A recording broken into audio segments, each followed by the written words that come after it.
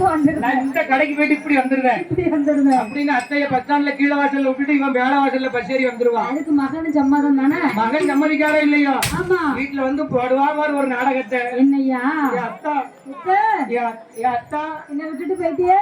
அத்தா அத்தானா? சரி அத்தா சரியா கேட்க மாட்டேன். நானும் அத்தையும் ஆமா ஜவுளி கடைக்கு போயிருந்தோம். பாவம் அத்தை.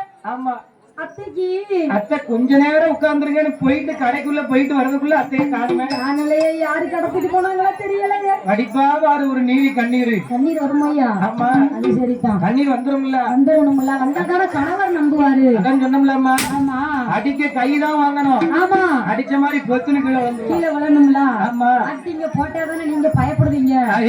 ஆமா பார்த்தால் மகிழம்பு மகிழம்பு. இனிமே நான் தான் வருவேன். எங்க அத்தைக்கு ஓய்வு கொடுத்தாச்சு.